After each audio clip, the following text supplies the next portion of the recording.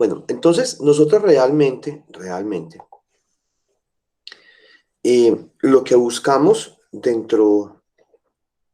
cuando estamos en tratamientos térmicos, ¿cierto? O mentiras, en todos los tratamientos. Eh, em, por ejemplo, específicamente en la incineración, ¿cierto? Entonces, ¿qué sucede en la incineración? En la incineración, nosotros lo que analizamos es el potencial energético del residuo. ¿Listo? O sea, ¿cuánto es la cantidad de energía que en un momento dado puede llegar a generar un residuo? Em,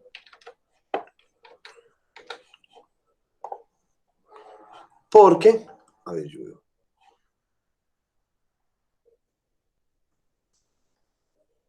No explica el sistema aislado. Listo, perfecto. Entonces, vengan, yo me devuelvo acá un momentico. Bueno, el sistema aislado es cuando dentro del sistema, no, o sea, en este cerrado hay un cambio en la presión, ¿cierto? Y un cambio en la temperatura interna. En el sistema abierto hay cambio en la temperatura, más no en la presión.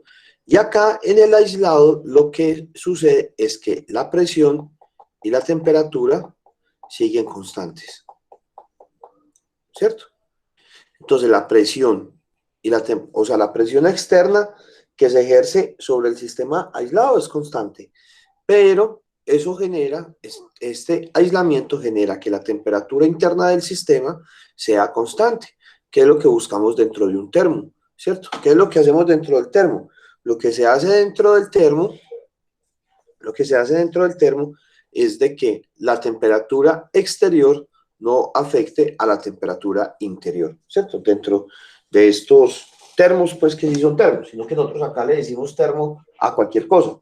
Esto sí es un termo, pues porque es algo térmico. Mientras que, por ejemplo, pues algunos frascos en los que agregamos agua, simplemente esos no son termos, pues son simplemente ahí como para cargar el agua y ya. Listo. Esa es como la diferencia entre cada uno de ellos. Bueno,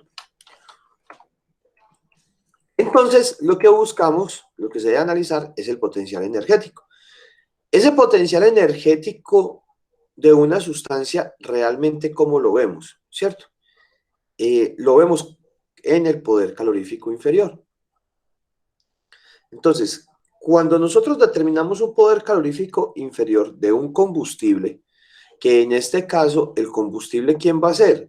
Los combustibles, en nuestro caso, van a ser los residuos sólidos, ¿cierto? Nosotros lo que determinamos es el poder calorífico inferior de él.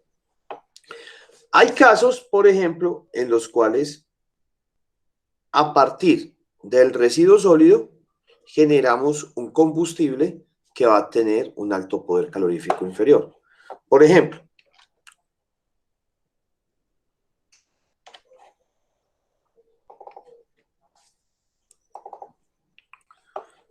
vamos a poner esto por aquí así grandecito.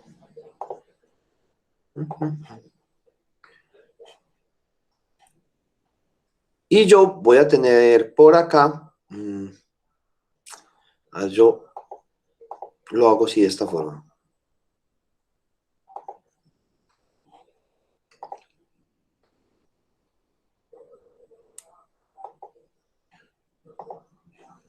Listo, yo tengo aquí materia orgánica fermentable.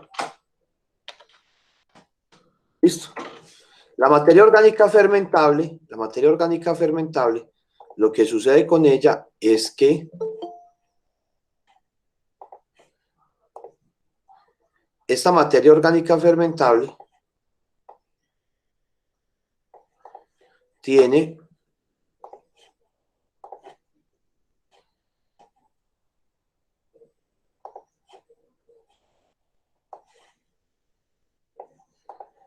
tiene un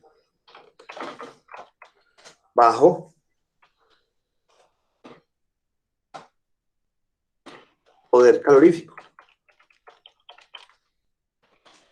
Es decir,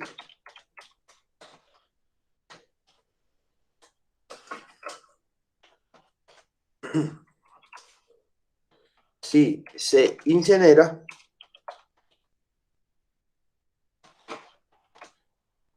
genera muy poca energía. ¿Listo? Y es por lo siguiente, miremos que, si nosotros tenemos, eso se debe ¿a qué? Se debe a la humedad del residuo, ¿cierto? Pero si nosotros a esa materia orgánica fermentable, le hacemos un proceso que se llama metanización, ¿cierto?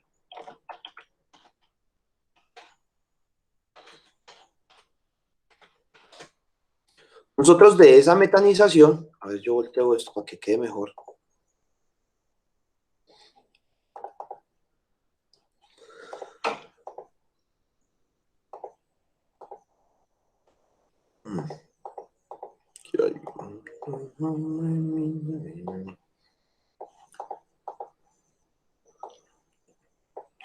Hacemos un proceso que se llama metanización. Lo que vamos a generar es una serie de gases, los cuales ya posteriormente procesamos y aprovecharíamos más que todo el metano, el hidrógeno en caso tal que se tenga, y el dióxido de carbono. ¿Listo? Y la mezcla de estos gases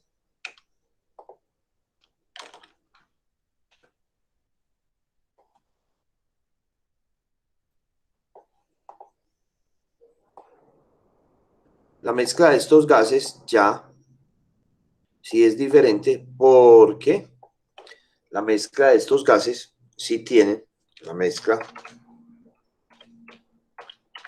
pongámosle este sin gas de una vez como para que lo tengamos. Esta síntesis de gases posee un alto poder calorífico.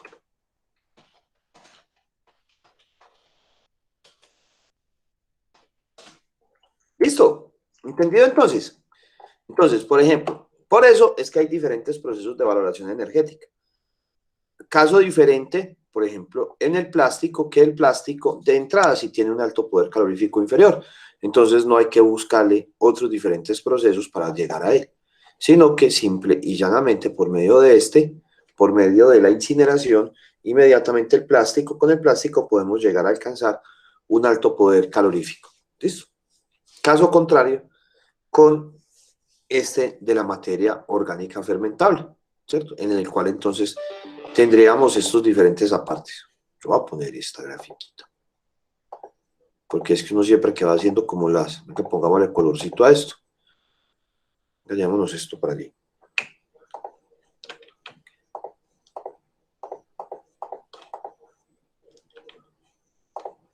Profe, ¿Qué hubo? profe, que si puede hacer el favor de permitir el ingreso a Yasmín. Obvio, claro, ya mismo. ¿Dónde está Yasmín? ¿Por acá afuera? Sí, profe, gracias. Ah, ya, listo. De una.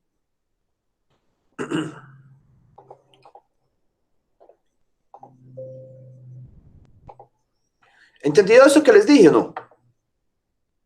Muchachos.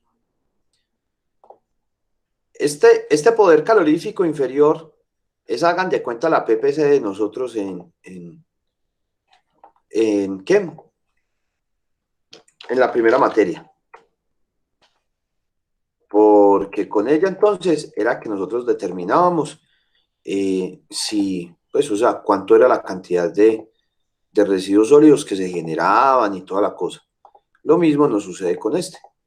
Pues, yo meto esto acá porque esta grafiquita me parece que es como buena que quede por acá.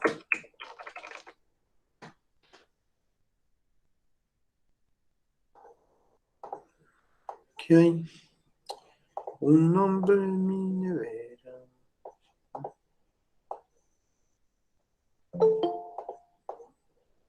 Entonces, nosotros no podemos decir que un residuo no sirva para la generación de energía. Todos los residuos pueden servir para la generación de energía. Lo que pasa,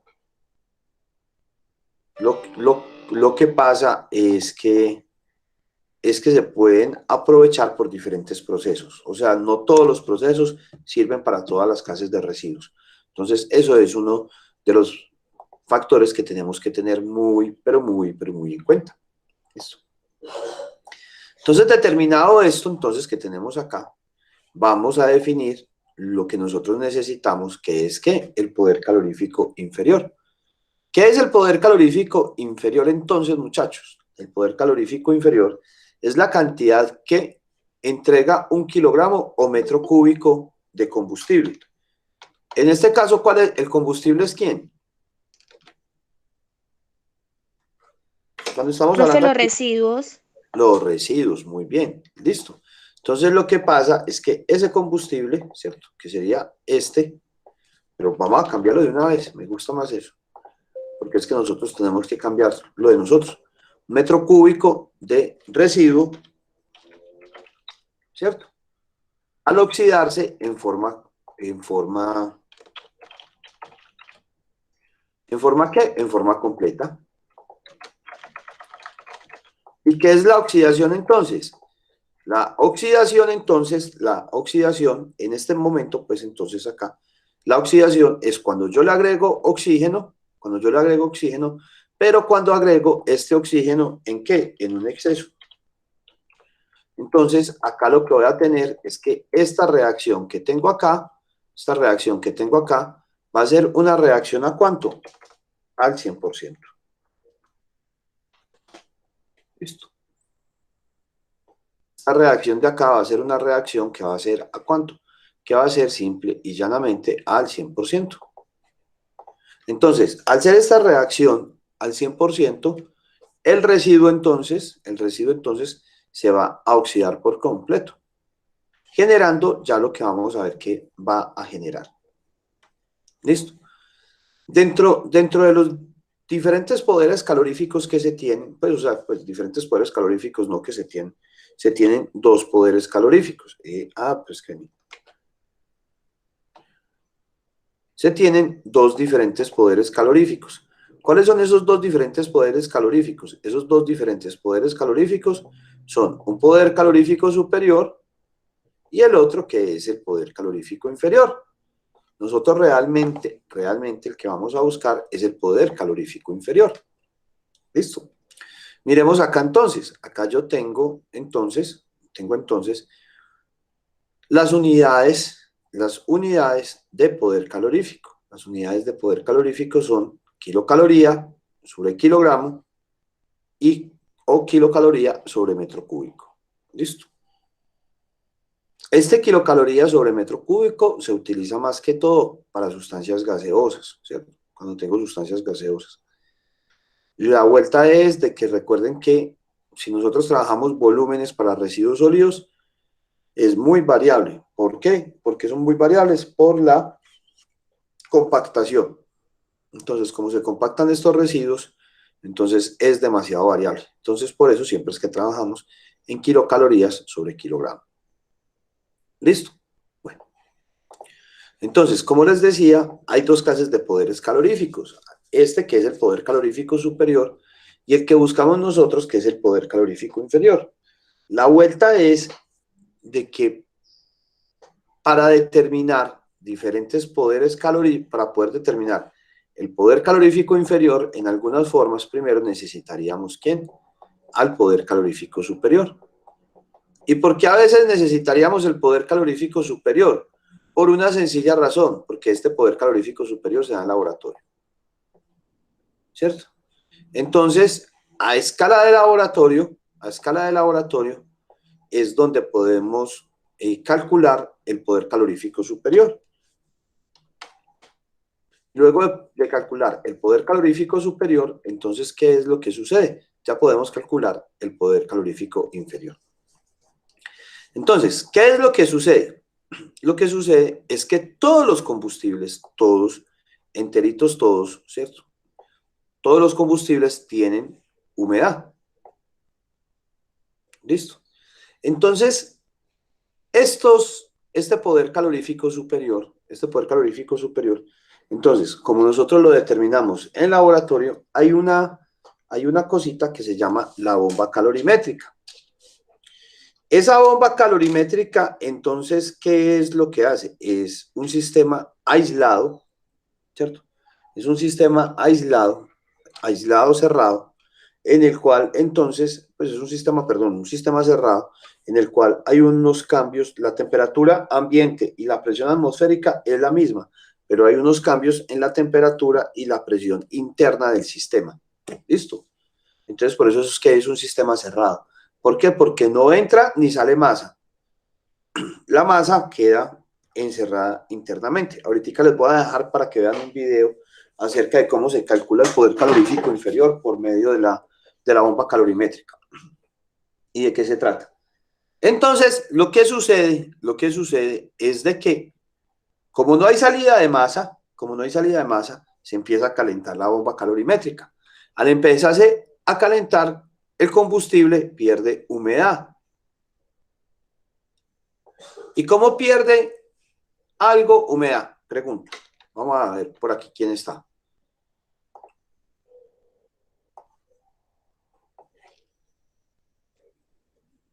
Vamos a ver.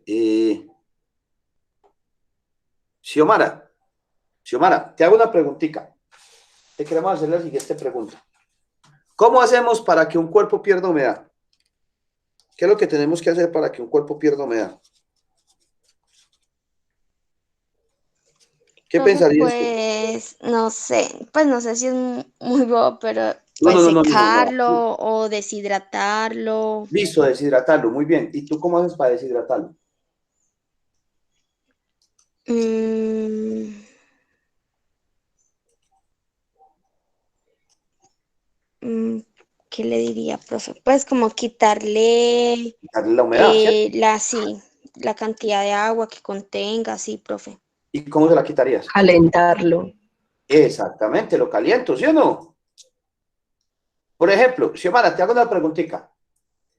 ¿Tú cómo haces para quitarle la humedad a la ropa después de que la lavas? Profe, poniéndola, pues primero en la secadora, pues Ujú. de la lavadora y luego al Sí. sol. ¿Y por qué al sol? ¿Qué hace el sol? La seca, profe, ¿Pero por qué? por el Porque, calor. o sea que, ¿qué es lo que hacemos? Le impregnamos calor y al impregnarle calor, la ropa pierde humedad, ¿cierto? Pierde esa humedad que tenía impregnada. ¿Y para dónde se va ese calor? ¿Qué pasa con esa humedad? ¿Para dónde va? Pues, profe, se evapora. O sea que se convierte, ¿qué? ¿En un gas? ¿O qué? Sí, Exactamente, se convierte en un gas y queda en la atmósfera. Listo. ¿Sí o no?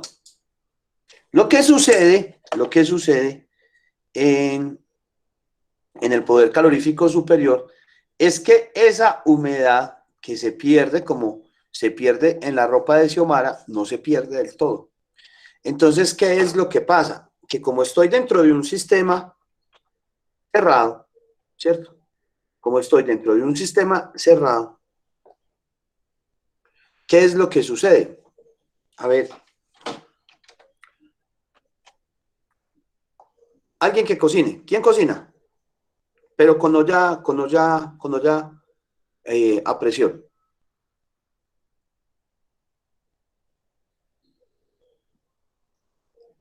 ¿Nadie cocina? No, no hay. Creo que todos. Ah, bueno, no, no, por eso, pero alguien, listo. Alguien con una olla a presión, listo. Entonces vamos con Carlos y con Yasmín, que nos van contando acá. Carlos, entonces, vamos, vamos a poner un pollo en una olla pitadora sin agua, con el fin entonces, ¿de qué? Pues como poderlo descongelar y poderlo cocinar, ¿cierto? Vos llegas y pones el pollo dentro de la olla. La olla de un momento a otro es tanta la presión interna dentro del sistema que ya el volumen del gas con el volumen del sólido más el volumen del líquido que hay ya no alcanzan a estar dentro de la olla. Entonces por eso se llama olla pitadora. ¿Por qué? Porque pita y entonces saca ese vapor. ¿Sí o no? Sí, por un cambio de presión. hay un cambio de presión. Entonces, ese cambio de la presión interna con la presión atmosférica inmediatamente nos genera ¿qué? De que eso que tenemos ahí en estado líquido, pum, pase y se convierta en vapor. Pero si vos llegas y destapas, ya después de que pita, y volteas la tapa, ¿cómo encontrar la tapa? Con vapor, o sea, con agua condensada. Ah, O ¿cómo? sea, ¿Agua qué? es agua en la tapa, el No, no, vapor no, por eso, pero la palabra que dijiste anteriormente, agua, condensado, agua condensada. ¿Y por qué se condensó esa agua? ¿Cómo así que agua condensada? porque la temperatura interna es diferente a la externa, Ujú. entonces ese cambio de temperatura hace que el vapor que está en contacto con esa superficie se condense. Se condense. O sea que una parte del vapor que iba a salir no alcanza a salir debido a que hay ese cambio de temperatura y lo que hace, y como se tiene una presión, entonces lo que hace, lo que pasa es que esa temperatura pasa de un estado, ese vapor pasa de un estado gaseoso a un estado líquido. Hay una condensación y por eso vemos esa tapa, esa agua ahí. ¿Qué es lo que pasa con esa olla a presión? Entonces, que esa condensación que se generó dentro de la olla a presión, eso entonces va a generar un mayor calor interno. Y por eso es que al variar esa presión interna dentro del sistema, ese pollo va a estar más rápido dentro de un sistema cerrado que dentro de un sistema abierto. Y ese aporte de calor que da la condensación del agua es lo que denominamos poder calorífico superior. ¿Listo?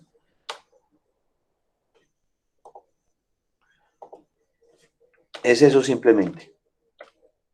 Entonces, ¿qué es el poder calorífico superior? El poder calorífico superior es el aporte de calor dado por la condensación del agua. ¿Listo? Eso es lo que sucede.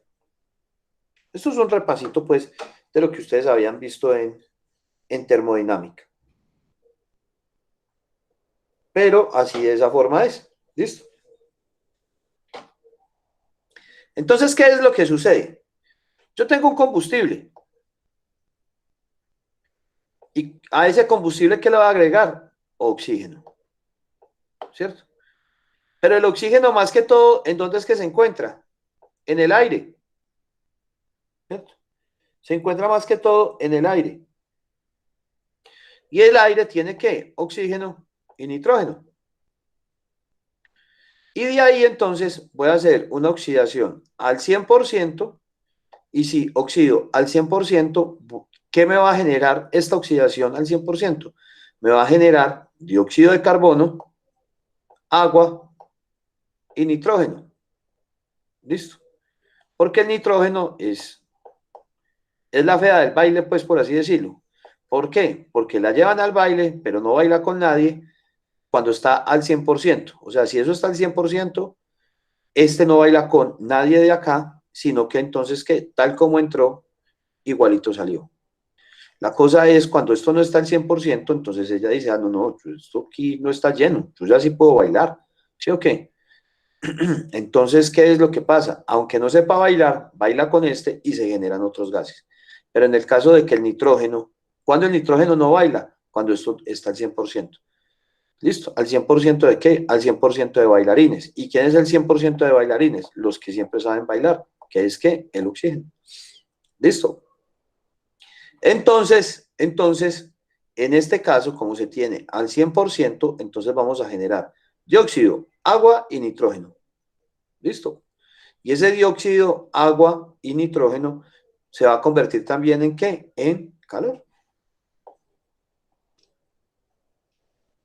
Siempre vamos a tener estos tres productos, casi siempre el nitrógeno, porque hay veces que no lo tenemos, porque hay veces que no oxidamos con aire, sino que oxidamos directamente con oxígeno. Entonces, lo que sucede es que tengo dióxido, agua, listo, nitrógeno, y también se va a generar calor. ¿Qué es lo que pasa en el poder calorífico superior? En el poder calorífico superior, entonces voy a tener la oxidación del combustible, pero además de la oxidación del combustible, voy a tener también, ¿qué calor? El calor generado por la condensación del vapor de agua. Entonces, el calor generado por la oxidación del combustible, que en este caso es el residuo, más la condensación del vapor de agua, va a ser entonces, ¿qué? El poder calorífico superior. ¿Listo?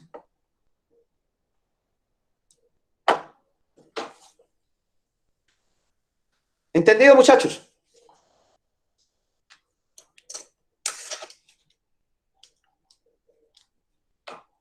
Sí, profe. Perfecto.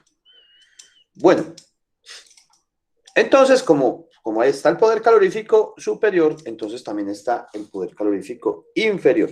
¿Listo? ¿Qué es lo que sucede entonces en el poder calorífico inferior? Que ya no se tiene en cuenta el vapor del agua. ¿Y por qué el vapor del agua no se tiene en cuenta? Porque este vapor de agua no condensa. No va a haber condensación de ese vapor del agua. Porque el sistema, pues prácticamente no va a ser un sistema cerrado, sino que podría decir que es un sistema abierto, bajo el cual cuando se crea el vapor se elimina y no vuelve a condensar.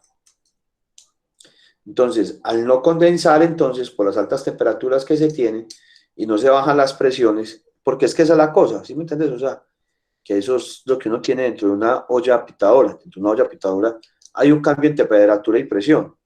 Y al tener esos cambios de temperatura y presión, por ejemplo, vamos a hacer la siguiente pregunta.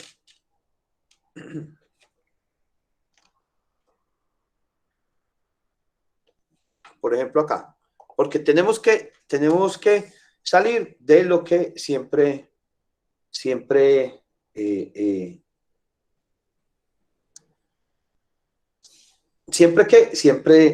lo que siempre respondemos y lo que estamos acostumbrados a responder. Listo. Vamos a decir, por ejemplo, aquí Natalia Gaviria. Listo. Natalia, ¿tienes micrófono? Natalia. No, como que no tiene micrófono. Bueno, vámonos. Deyanira, ¿tienes micrófono hoy? Sí, profe. Listo, perfecto. Estamos haciendo unas preguntas, pero usted sabe que aquí nada de nervios. Lo primero que nos venga a la cabeza.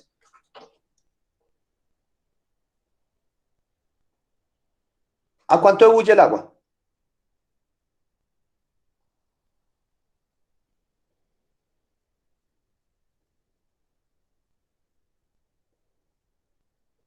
No, Deyanira. Pero la ebullición del agua. ¿Pero lo normal o qué? ¿O en Mira, temperatura? esa es muy buena pregunta. Sí, sí, bien. O sea, exactamente. Por ejemplo, Natalia Gaviria de una nos dijo a los 100 grados centígrados, ¿cierto? Pero ¿cuál fue la Dependiendo respuesta? de la ubicación. ¿Cuál fue la respuesta de Yanira? Pero normal. Y Juliana nos dijo, pero depende de la ubicación, ¿cierto? O depende dentro del recipiente que lo contenga. No, Básicamente también depende de la presión. depende de las dos. Ujú. Depende de las dos. Recuerden esto. Y que va a ser muy importante en esto que estamos viendo.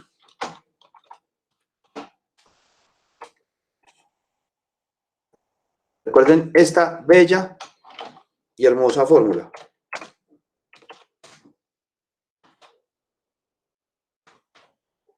Listo, que más adelante la vamos a volver a tratar, pero de una forma diferente. Esta es ¿qué? La ley ideal de gases, ¿cierto? Donde la presión por el volumen es igual a la constante ideal de gases por la temperatura por el número de moles. ¿Listo? Entonces, si yo varío la temperatura, o sea, este puede ser constante, este puede ser una mol, y este puede ser ¿qué? Y este puede ser, pues, podemos dejar constante. Para yo poder dejar estas tres constantes, ¿qué es lo que pasa? Tengo que variar la presión y tengo que variar la temperatura. ¿Listo? Eso me quiere decir que si yo varío la presión, tengo que variar la temperatura. Y la presión con respecto a la temperatura, ¿cómo son? Son directamente proporcionales. Es decir, si esta varía, esta debe variar. Si esta aumenta, esta debe aumentar. ¿Listo? Y miremos si es verdad o no es verdad. ¿Listo?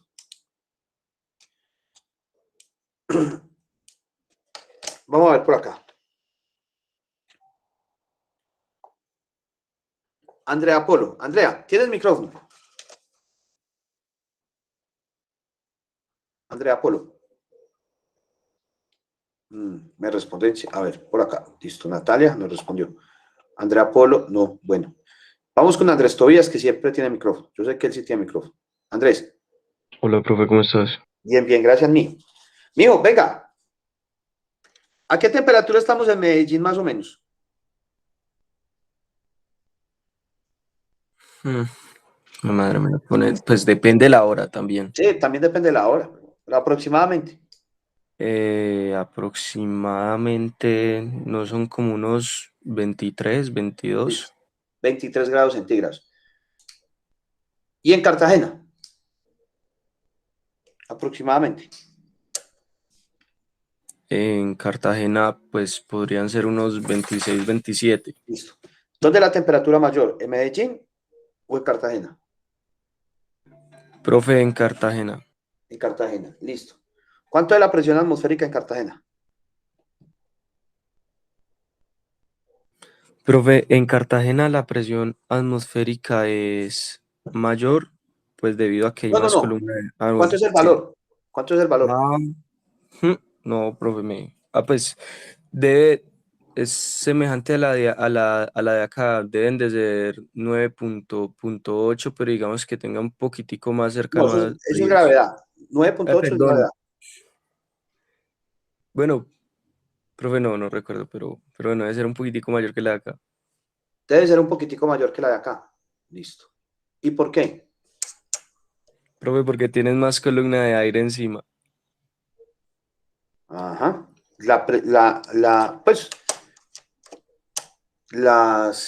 Por eso pongo Cartagena como ejemplo, por una sencilla razón. Porque Cartagena son 760 milímetros de mercurio. O sea, una atmósfera. ¿Y por qué una atmósfera? Porque está sobre el nivel del mar. Debería ser ese aproximadamente. Mientras que Medellín está a 640 milímetros de mercurio, ¿cierto? ¿Por qué? Porque está a 1542 metros sobre el nivel del mar. Entonces, tenemos una diferencia de presión. ¿Dónde hay una mayor presión? En Cartagena con respecto a Medellín. Y miremos lo que nos dijo Andrés. Andrés, ¿qué nos dijo? Que la temperatura es mayor en Cartagena que en Medellín. Según eso, ¿dónde ebulle primero el agua? ¿En Medellín o en Cartagena?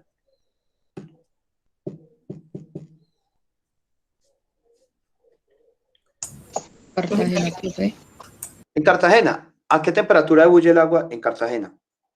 Si está a una atmósfera. Por ahí 110, ¿no? A 100 grados centígrados. ¿Y en Medellín? Ese experimento lo hicieron ustedes en química general. La temperatura en Medellín ebulle aproximadamente entre los 95 a 98 grados centígrados. O sea que ebulle más rápido acá. ¿Y por qué ebulle más rápido acá? Por el cambio en presión. ¿Listo? Porque la presión genera un factor importante dentro de eso. ¿Listo? Entonces ese es uno de los cambios significativos que tiene que ver con eso. Por eso es importante esta parte de poder calorífico inferior y poder calorífico inferior y superior. Por eso les decía, ojo con lo del sistema cerrado, abierto y aislado del video, para que a ustedes les quede claro porque es importante para estos diferentes apartes. ¿Listo? Entonces, a partir de esto que tenemos entonces, como aquí no tengo condensación porque es un sistema abierto, se podría decir, entonces se dispone ¿de qué? Del calor de oxidación del combustible. O sea que el poder calorífico inferior es realmente el calor que me va a aportar el residuo.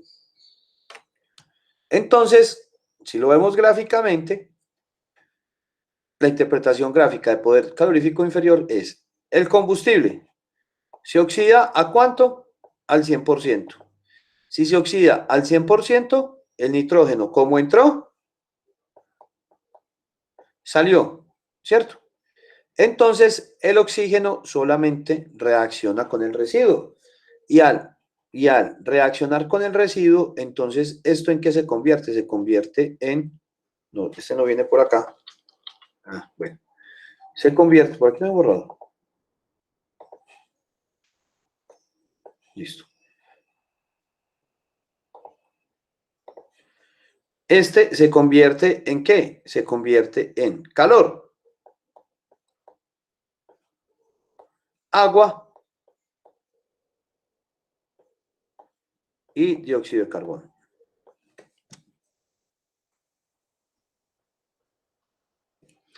Y este entonces es el poder calorífico inferior.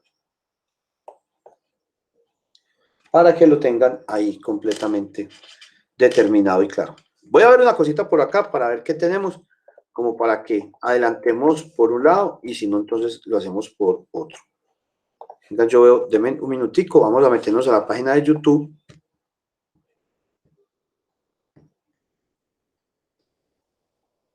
Fue screenshot. Mira usted.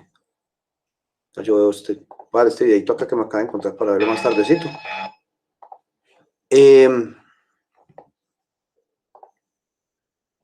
No, no. Mis videos. Vengan, yo veo aquí una cosita y ya. Estas. Y vamos con valoración energética. Poder calorífico inferior. Valoración energética.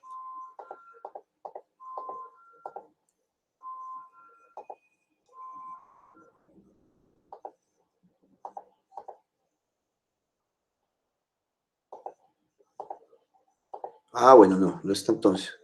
Aplicación de la entalpía. Caracterización. Determinación de PSI. Este es que Dulong. Y método analítico. Listo. Bueno, no hay problema por acá. Entonces no. Bueno, vamos a hacerlo por acá. Entonces, vamos a hacer lo siguiente.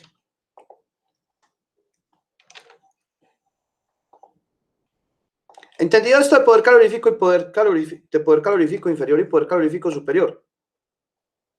¿Alguna duda? ¿Pregunta? No. Entonces miremos acá. Miremos acá. Acá, ¿qué es lo que sucede? Lo que les quiero mostrar acá es lo siguiente. Lo que significa, miremos acá. Por ejemplo, algunos autores dicen que cuando se tiene, pues,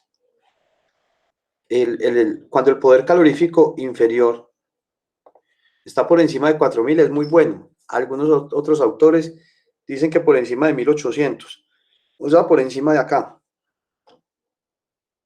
Pero pues realmente por ahí tan bajo no sería como chévere trabajarlo, pues. Lo que pasa es que el poder calorífico inferior de los residuos se pierde mucho por la humedad. O sea que es uno de los factores limitantes que se tienen. Y miremoslo. Entonces, por ejemplo, vamos a ver por acá, pues, a ver quién. Ya que esto está aquí, hasta con culinaria aprendemos de esto, ¿cierto? Bueno.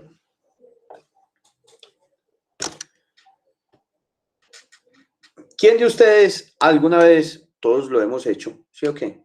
Todos lo hemos hecho, pero ha colaborado? Yo no soy machista para nada, ¿cierto? Pero casi siempre nos toca este trabajo, casi siempre nos toca a los hombres, que es que si hay un asado, ¿quién pone el carbón dentro del asador y le volea a eso, tapa y todo al carbón? ¿A quién le ha tocado hacer eso? A todos, a todos. A todos, listo. Entonces vámonos con Carlos. Carlos, ¿qué pasa cuando empezás a hacer el asado y el carbón está seco?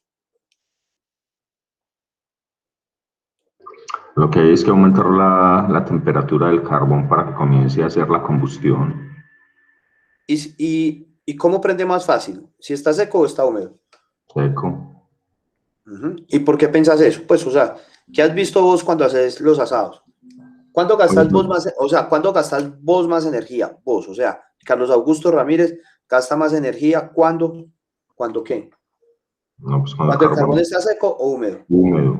Cuando el carbón está húmedo porque hay que generar más temperatura para que pueda empezar Ajá. a consumirse. ¿Y cómo generas vos, o sea, vos esa energía para que el carbón se seque?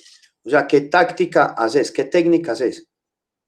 Ah, pues ahí sería el soplado, o sea, El la inyección soplado, de sí, no, aire. no, no, hágale, no, no, es que esto aquí, por más que estemos en ingeniería, pero hay que meterle las cosas del común, ¿cierto? Sí, sí, ¿Qué haces vos? Vos llegas, empezás a meter candela y empezás a qué, con una tapa de una olla, ¿sí o no? ¿A generar qué? A generar temperatura, ¿o no? Eso es lo que haces. o sea, aumentar el flujo de aire para que la combustión aumente también. Exactamente, y se seque más rápido. Entonces, lo que hace Carlos ahí, ¿qué es el problema? ¿Cuál es el problema? Que el que prende ese asado con el carbón húmedo es el primero que queda mamado por allá sentado en una silla, ¿cierto? ¿Por qué? Porque fue el que hizo todo el gasto energético para hacer eso. Entonces, fue mayor el impulso energético que tuvo que dar.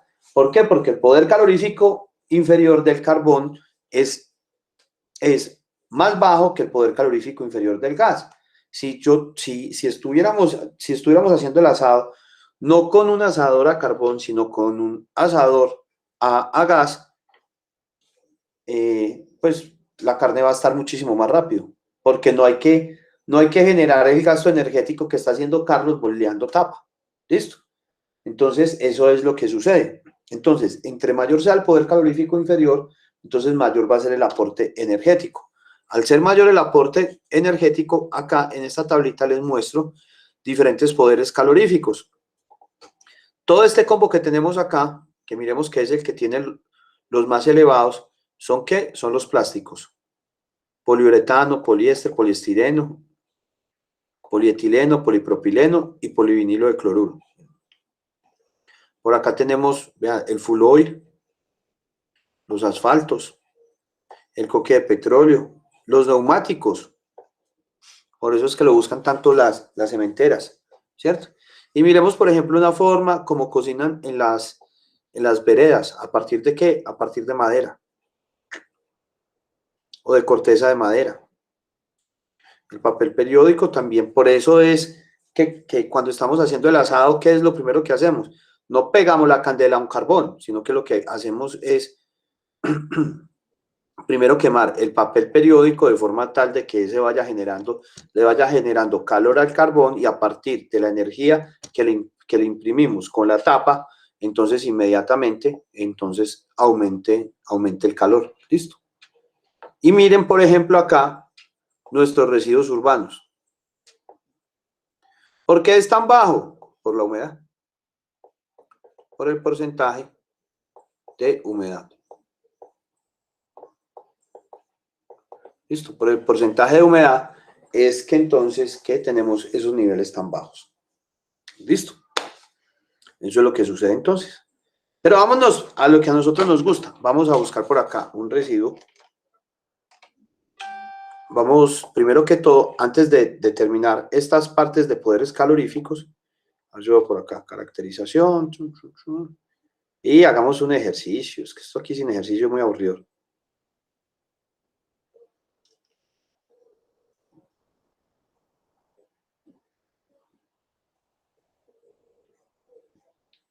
Aquí no está el método analítico. Toulon. Método analítico, sí, aquí está, listo. Perfecto. La de las entalpías y las entropías se las dejo a ustedes para que ustedes está un video acá, ¿cierto? Hay un video acá, que es el de las entalpías y las entropías, ¿cierto? De qué es la entalpía, qué es la entropía, toda la cosa, tin, tin, tin, tin. Y por acá nos explican acerca de eso. A ver, yo una cosita por acá. Entonces, ¿cuáles son las entalpías? ¿Cuáles son las entropías? Y toda la cosa. Entonces, ¿como para qué? No, pues sí. Es este. ¿Qué es la entalpía? ¿Qué es la entropía? ¿Qué dice? Ahí lo pueden ver. De todas maneras, pues como les digo, Traten de ver también, de leer ustedes acerca de la entalpía, y la entropía por otro lado, en los libros de físico-química, y también, pues, volver a repasar termodinámica. Les había dicho por ahí de una película bobita en Netflix que se llama Las leyes de la termodinámica. Una película, pues, ahí como medio charrita, pero explican muy bien la entalpía y la entropía. Pues yo sé que no sé, pues, si se ríen de las bobadas que yo me río, pues les va a parecer bacano. Y si son ñoños como yo, o sea, que les guste así como pues toda la física y la química, pues mejor dicho, le van a dar un premio Oscar a esa película. Pero entonces, pero pues ahí lo explican de una forma agradable eso. Vamos a meternos por acá, vamos a buscar, por ejemplo, un compuesto, compuestos aromáticos.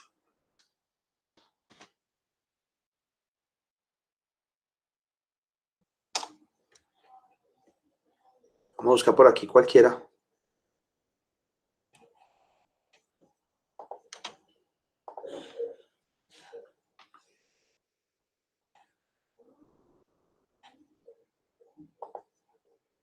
Vamos a buscar por aquí, no, ese es el tolueno. Vamos buscando dificilito, Marqueta. Vamos a buscar, a ver, yo quiero uno que sea peligroso.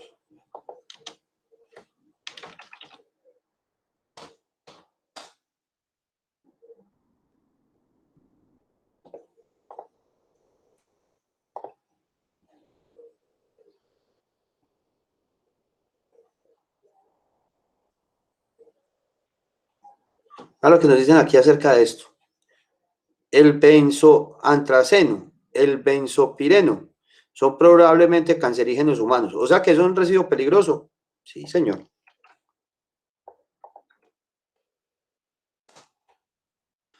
Benzopireno, vamos a ponerlo por acá y vamos a buscarle hoja de seguridad.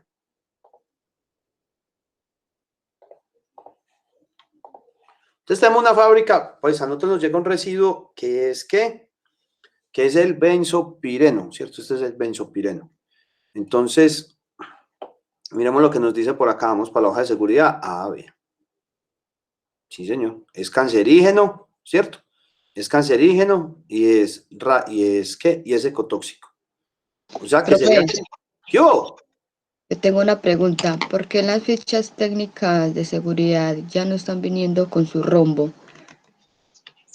Pues porque mire No. que ahí no lo están describiendo. Ah, no, ahí no lo están diciendo. Pues porque muchas ya dicen que inflamabilidad tanto, la salud tanto, pero reactiva tanto, pero ya no viene con su rombito, el color y sí. Ah, pero ¿cuál? No, es que, pero ¿cuál? El del diamante de fuego. Sí, profe. Ah, no, es que aquí no tiene la necesidad de ese porque eso es más que todo gringo. Pero no, pues mira que este es español. Esto es prácticamente de donde venga. Pues, o sea, a nivel internacional lo que se tiene es el sistema global armonizado, pero dependiendo de dónde venga, se le ponen los diferentes apartes. Eso es lo que sucede. Lo más importante es que nos digan cuál es la peligrosidad y las indicaciones de respuesta a cada uno de ellos. ¿Listo? Eso es como lo más Gracias, profe. importante. Dale, de una. Bueno, entonces, ¿qué es lo que tenemos por acá? Entonces tenemos, ¿cómo se llama esto? Se llama benzopireno. ¿Listo? Y la fórmula del benzopireno, yo creo que la habíamos visto por acá, es este es el benzopireno, ¿cierto? O sea, es una aromática de 5, una cadena de 5 bencenos. Listo. Y su fórmula es C20H12. C20H12. Entonces, vámonos por acá. Entonces, primera pregunta. Primera pregunta. Que sería la siguiente.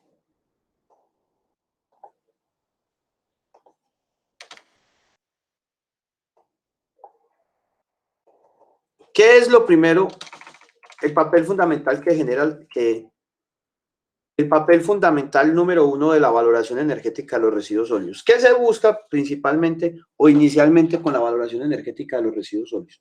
¿Qué es lo que se busca? Ver cómo aprovechar ese poder calorífico. Esa es la segunda. La primera. Reintegrarlos al proceso productivo, ¿qué, profe? No. Tampoco. ¿Quién me a ver. Eliminar la Manuel. toxicidad. ¿Eliminar qué? La toxicidad. Muy bien, Laura. Listo. Manuel, Carlos, pilas. Recuerden siempre, lo primero que vamos a hacer nosotros es que, miremos aquí la definición de valoración. Los objetivos principales son eliminar la toxicidad del residuo. ¿Listo? Entonces nosotros acá ya sabemos que este residuo es un residuo ¿qué? Que es un residuo ¿qué? Que es un residuo peligroso. ¿Listo? Como es una sustancia peligrosa, yo la voy a oxidar. Para oxidarla, ¿yo qué agrego? Oxígeno. ¿Sí o no? Eso es... Ave María, pues. Eso es lo primero que yo voy a generar, que voy a agregar. Oxígeno. ¿Esto en cuánto quedó? Pues 22. Ah, esto quedó en 16. Ya, listo. Ah, sí. Oxígeno. Listo. ¿Pero qué voy a hacer con ese oxígeno? Ese oxígeno, yo entonces lo voy a agregar. ¿A cuánto? Lo voy a agregar al 100%. Voy a tener entonces una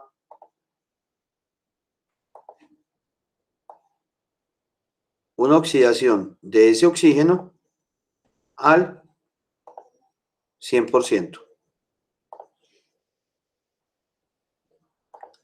¿Listo? Bueno.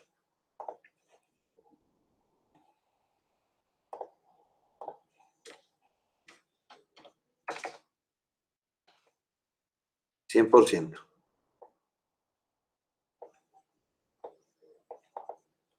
¿Listo? Así va a ser esa oxidación. Al 100%. Y a esto por acá también, entonces, a esto también por acá. ¿Yo qué le voy a agregar entonces? ¿Cómo hago esto acá?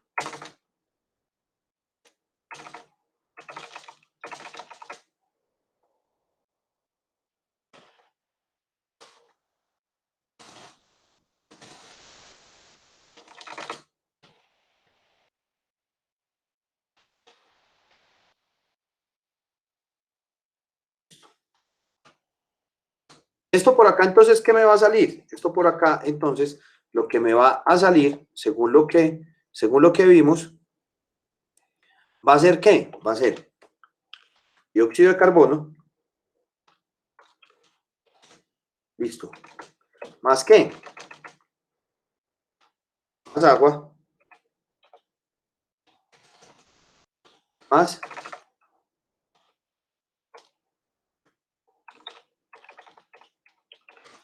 energía. ¿Listo?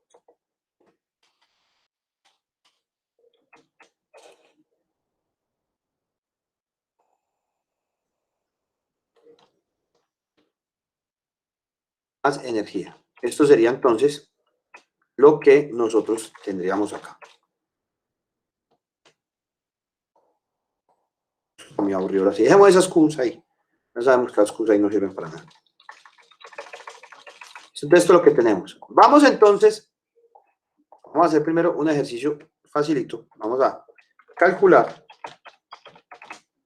la cantidad de oxígeno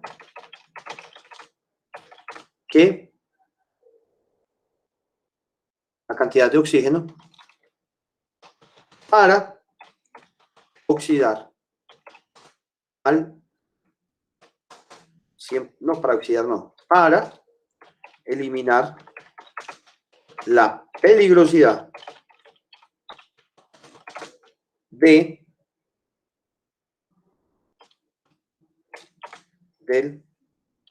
bencil a pireno, el cual es una sustancia Una sustancia que una sustancia cancerígena y ecotóxica.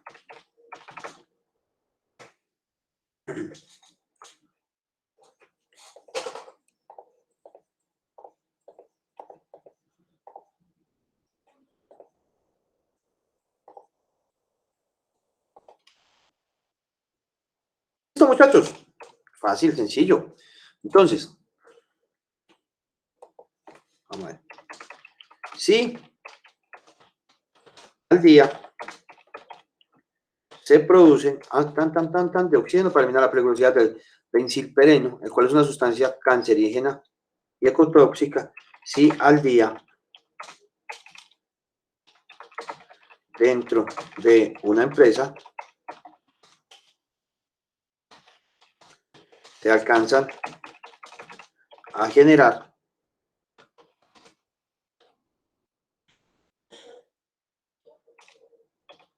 $1,6 kilogramos de, vamos a ponerle así, BP, ¿listo? El BP es el benzil o BAP.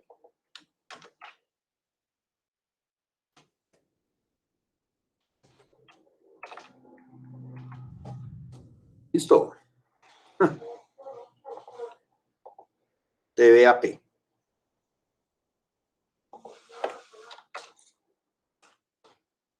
Yo voy a hacer uno. Voy a hacer uno. ¿Qué van a hacer ustedes en el resto de clase? Lo van a hacer no con oxígeno, sino con aire. Entonces, les voy a dar unas pautas para que ustedes lo hagan y me van a decir cuánto les da, por favor. Listo. Entonces, ¿qué es lo primero que tenemos que hacer? ¿Qué sería lo primero que ustedes dirían que habría que hacer? Bueno, pues, no, pues estamos aprendiendo, entonces no sabemos por dónde arrancar. Arranquemos por lo primero. Yo lo primero que tengo es, a ver, yo tengo 2 kilogramos de esto. Yo le necesito agregar esto para supuestamente eliminar la peligrosidad, porque si yo agrego en exceso esto, si yo lo agrego en exceso, entonces la ventaja es de que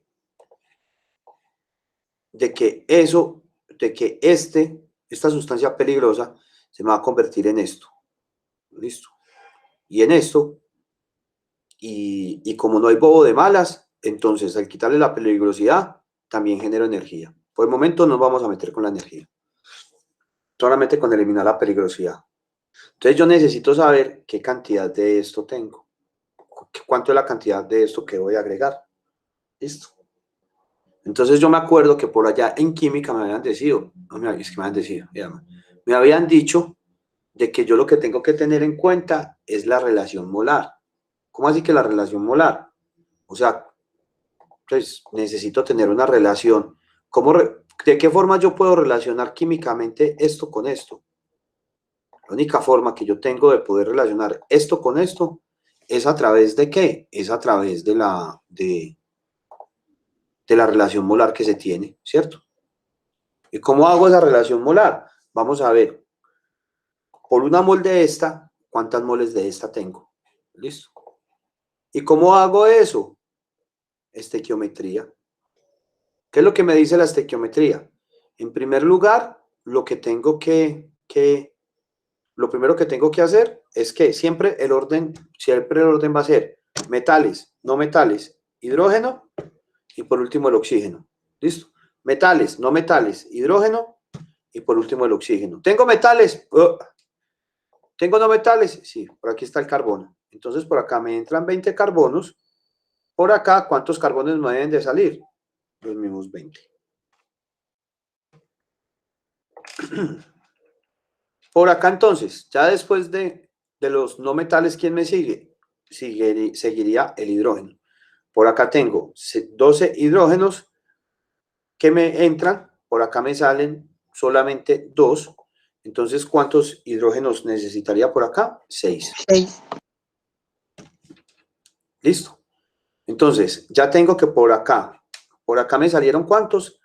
40 oxígenos del dióxido y 6 oxígenos del agua.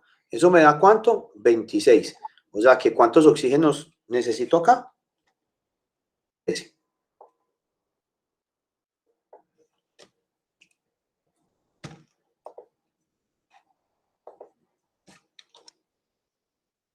¿Listo? Necesito 13.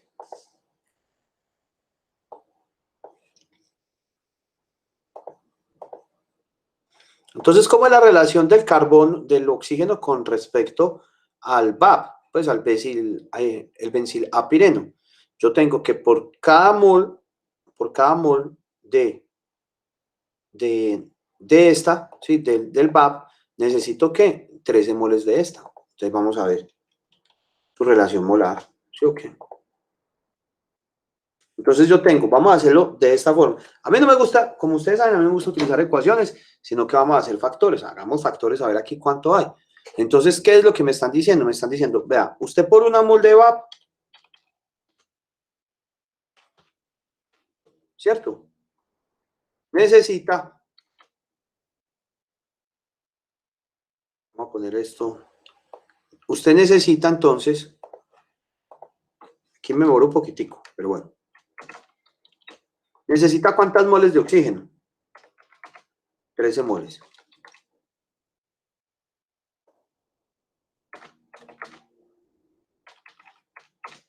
¿13 moles de oxígeno? ¿Sí o no? ¿Entendido hasta ahí? Ay, ¿qué es esto, pues, hombre? Hasta ahí, ¿qué tenemos de raro? Esto lo vimos en quimiquita, ¿sí o qué? ¿O no? Sí, profe. Listo, perfecto.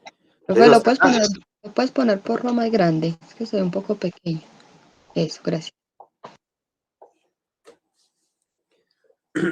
¿de qué forma pensarían ustedes que yo podría, o sea, yo acá tengo moles, ya tengo la relación molar, pero es que el problema es que yo no necesito saber las moles de oxígeno, yo lo que necesito saber es qué cantidad de oxígeno necesito agregar. Tiene que determinar qué cantidad de moles hay de VAP en 1.6 kilogramos. ¿Y cómo hago eso? ¿Con quién? Toca sacar el peso molecular. Muy bien, exactamente. Entonces hagamos esa relación, ¿cierto? El peso molecular es el que me va a dar esa relación, ¿sí o no? Es el que me va a dar esa relación. Entonces, ¿qué es lo que pasa? Yo acá, ¿cuánto pesa esto? Esto pesa, yo tengo que esto pesa ¿cuánto?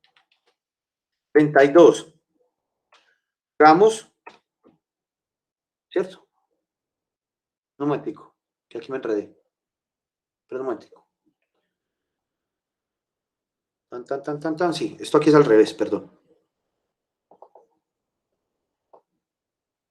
Porque si no, no me da.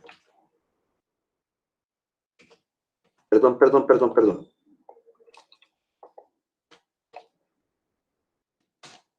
Ay, es lo mismo. Por cada mol de oxígeno, por cada 13 moles de oxígeno, hay 13 moles de VAP. Esto. Entonces, pregunto, ¿cuánto pesa esto? Esto pesa 32 gramos, ¿cierto? 32 gramos. ¿32 gramos de qué? De oxígeno. ¿Pero pesan solos? ¿O son 32 gramos por cada qué?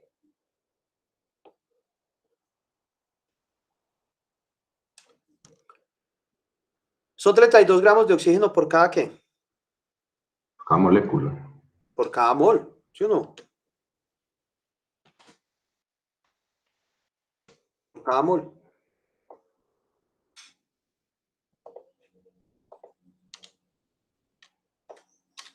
Y lo mismo acá.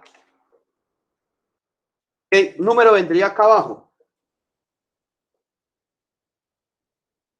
¿Cuál sería? Miren yo con lo que estoy haciendo relaciones.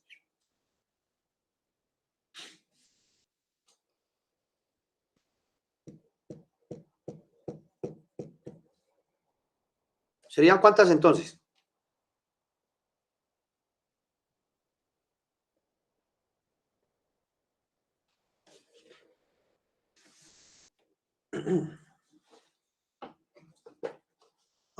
¿Dónde está? ¿Dónde la tengo? No tengo la calculadorcita acá.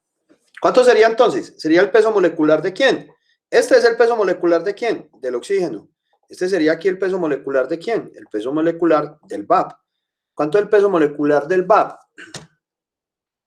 Sería 20 por 12,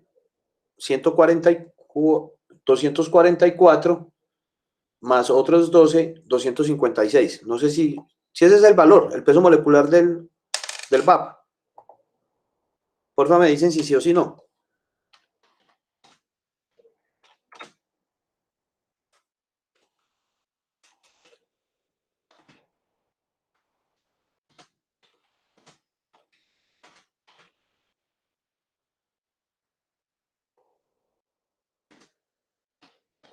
Serían 252.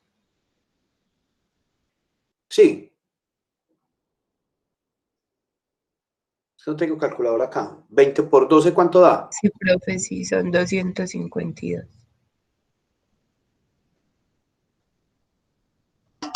Sí, profe, es eso. ¿Cuánto? ¿252 o 56? 252. 252, listo.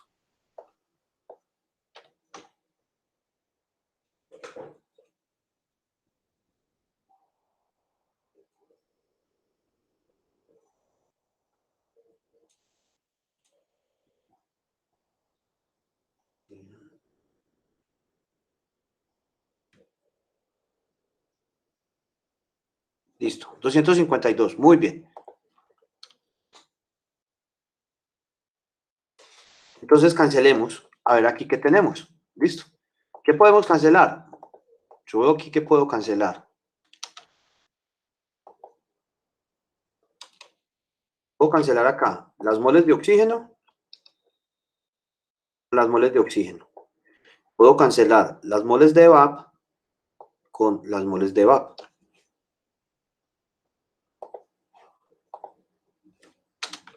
¿Y esto sería igual a cuánto entonces?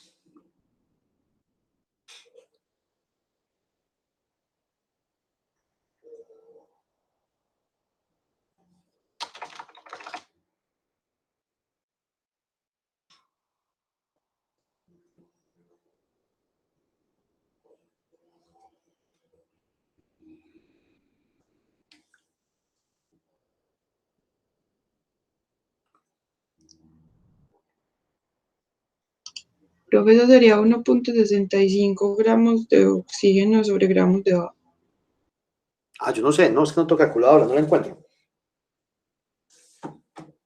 ¿Uno qué? ¿1,65? Pues a mí también me dio igual. Sí, Listo. profe, vea eso. Gramos de 1,65 oxígeno sobre gramos de agua. gramos de oxígeno, ¿cierto? Por cada gramo, venga, pongámoslo así, mejor.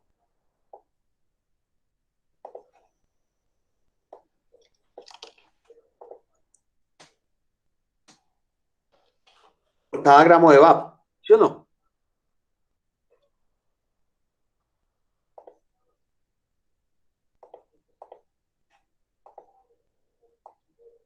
Listo.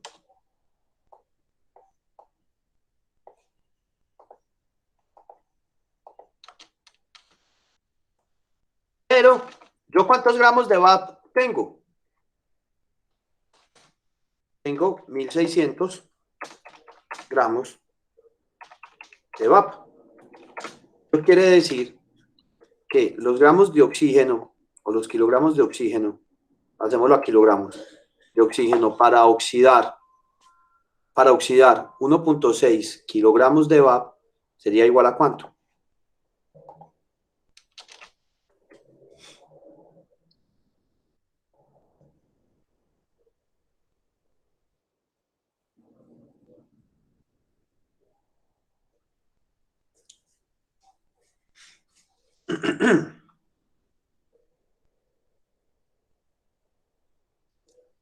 ¿Cuánto les dio? Gramo y medio es 2641. 2600 641.26. kilogramos A mí también.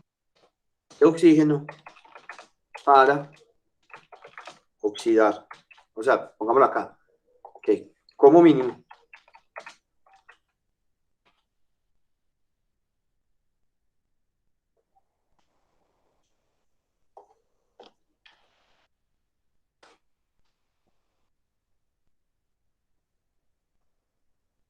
Como mínimo. Es necesario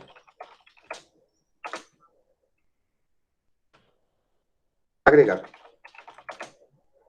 2.64 kilogramos de oxígeno para eliminar la peligrosidad del vapor.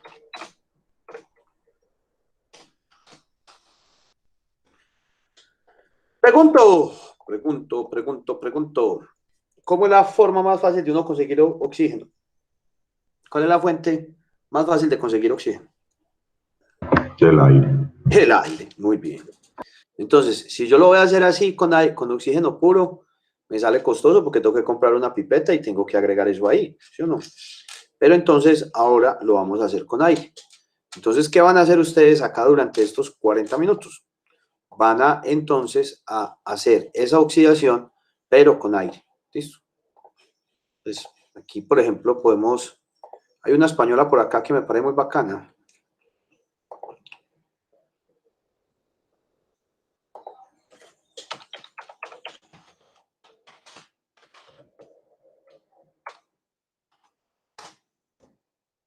A ver si la encuentro por acá.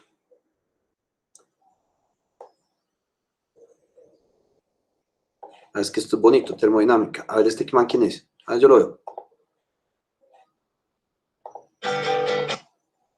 ¿Qué es combustión, reactivos y productos cuando... Bueno, eso ya es de nosotros, eso ya lo vimos, eso ya lo vieron ustedes por allá. Aquí tenemos 8, ahora veamos por qué tenemos el 100, y aquí tenemos al nitrógeno, que es un componente inerte. Por lo tanto, esta es nuestra reacción teórica. Lo que vamos a hacer es determinar la relación a kilogramo de combustible, cómo resolver este ejercicio. Listo, aquí tienen por ejemplo, sino que pongan ahí la parte de combustión, les podría servir, pero ¿dónde estará el de la españolita? Que lo presenta lo más de bacano. Señor, sí, no, señor enreda mucho. Con él se da muchas vueltas. Pero cualquier cosa de combustión, inmediatamente, ahí nos aparece, no hay ningún problema. Pero la cosa es ya con qué, con el nitrógeno. Con el nitrógeno. No, se da muy mal. Es, por ejemplo, una muestra de un compuesto, contiene solamente átomos de carbono e hidrógeno, se quema completamente, lo que produce 5.65 de Cantan. ¿Cuál es la fórmula empírica del compuesto? Eso no nos importa, eso es de química general.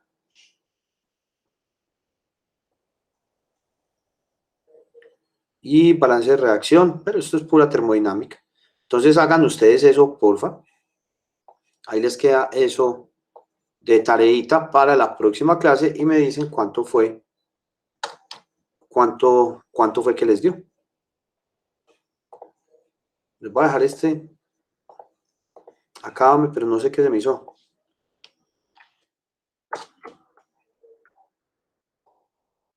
A ver, Natalia, ¿qué fue lo que te dio que no te dio a nosotros? 252. Listo, perfecto, listo. No hay ningún problema. Listo. ¿Entendido, muchachos, lo que hay que hacer o no? Vamos a hacer un ejercicio de combustión, pero con aire. Para poder ver, porque ahí es donde se necesita ver. Voy a ver si encuentro la página de la españolita ahorita. Además que yo la tengo por ahí referenciada, pero no sé en dónde, para que ustedes lo puedan, pues, porque la de la española es chévere, para que la puedan entonces tener y hacer. Pero entonces lo que vamos a hacer es este mismo ejercicio, pero en vez de oxígeno, lo que vamos a tener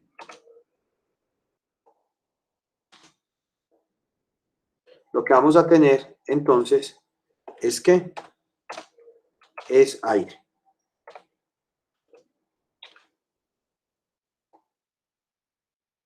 ¿Listo?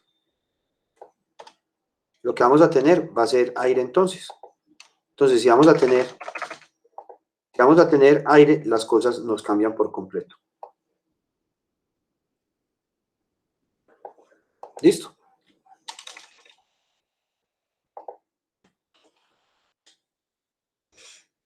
Porque ya la relación molecular cambia por completo.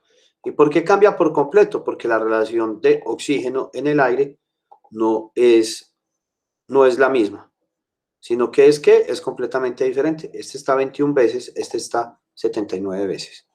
Entonces, revisen eso y la próxima clase resolvemos dudas a partir de ello. ¿Listo? ¿Alguna duda, muchachos? Pregunta, ¿les quedó claro esto entonces? ¿Y lo que tienen que hacer? Sí, profe. ¿Listo? Bueno. Sí, profe, gracias. Listo, dale.